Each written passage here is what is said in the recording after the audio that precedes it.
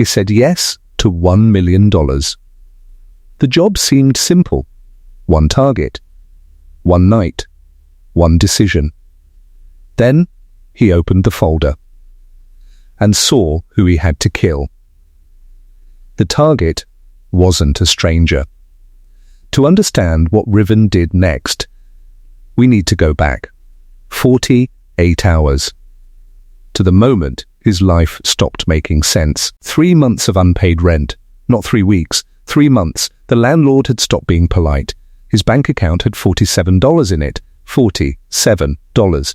6 years at the same company. Gone. 1 email. 2 sentences. No warning.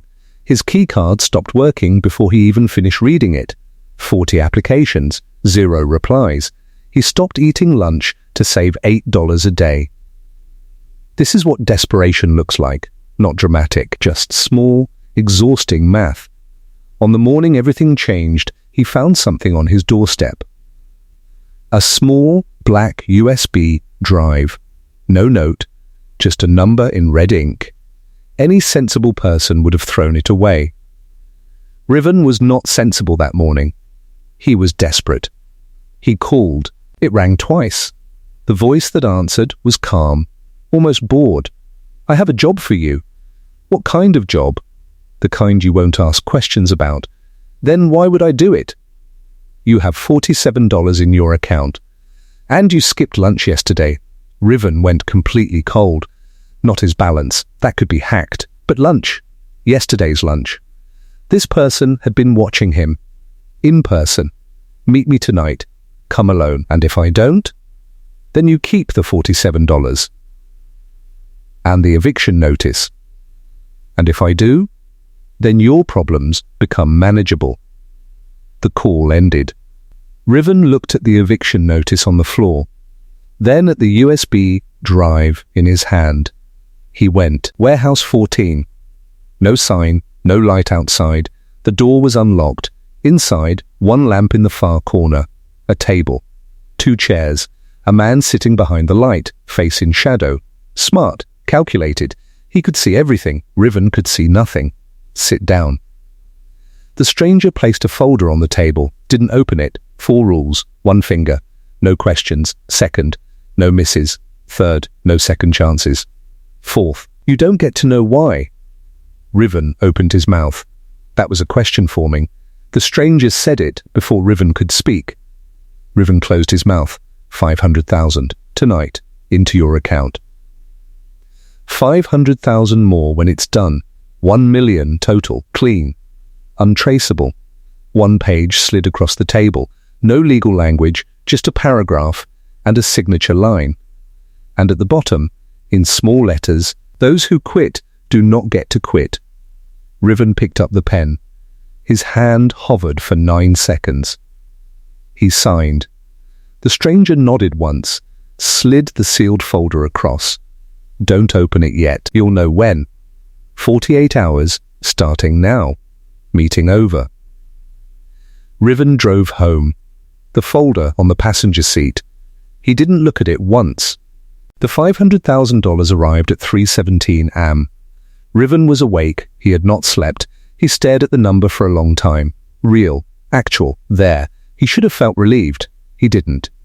The next 48 hours, he prepared. Not with weapons, with details.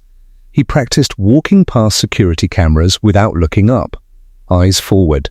Pace steady. Never hesitate. Hesitation is what gets you caught. He learned how to open a door silently, not dramatically. Just handle down slowly, push with your shoulder, not your hand. No click, no sound. He studied the building layout in the file. Exits, blind spots, staff schedules. Which elevator had a camera? Which stairwell didn't? Every few hours he looked at the sealed folder. Every few hours he looked away. Because opening it meant knowing. And knowing meant no going back. At 11:43 p.m. on the second night, 1 message arrived. No name. No number. Tonight. Open the file. Riven sat at his desk, turned on the lamp, placed the folder in front of him, took 1 slow breath. and opened it. One photograph, black and white, taken from a distance. The subject didn't know the camera was there, a name typed underneath, an address, a schedule, every place they went. Riven looked at the photo, and his hand stopped moving. His breathing stopped. The room went quiet in a way that felt permanent. He knew this face, not vaguely, not from somewhere. He knew this face the way you know someone who has been there through the worst parts of your life. This wasn't just someone he knew. This was someone who had once saved him. Years ago, when Riven had nothing, no direction, no way out, this person had shown up, without being asked, without expecting anything back, and now their name was typed underneath a black and white photograph, in a hitman's file in Riven's hands. His first instinct: call them. Now. Warn them. His thumb was already on the name before he realized it. Then he stopped. Those who quit do not get to quit. This man knew his bank balance, knew he skipped lunch, which meant his phone calls were probably being monitored too. If he warned them, the stranger would know within minutes, and Riven would become the next folder on someone's desk. He put the phone down slowly, like it might detonate. One question circling his mind, over and over. Why them? What had this person done? What did they know that made someone pay $1 million to erase them? And the darkest question, had Riven ever really known them? At all. Riven sat in the dark for an hour. Real options, no fantasies, just the truth. Option A, complete the job, money, security, a way out. But guilt, forever. The kind you can't pay off, can't sleep away. The kind that follows you into every quiet room for the rest of your life. Option B, refuse, walk away, return the money. But the $500,000 was already traceable. And the stranger's warning was clear. Those who quit do not get to quit. Refuse, and Riven becomes the target. He thought about the police. Then imagined that conversation. Officer, I signed a hitman contract. Here's my name at the bottom. And the evidence? $500,000 in my account. He closed his eyes. No clean way out. There never is. At 2 a.m., Riven stood up, put on his jacket, picked up his keys. He didn't know what he was going to do. But he couldn't stay in that room anymore. He drove to the building, parked across the street, turned off the engine, turned off the headlights. The building was dark. Except one window, 3rd floor. End of the hall. The light was on. Someone was awake in there. Someone who had no idea.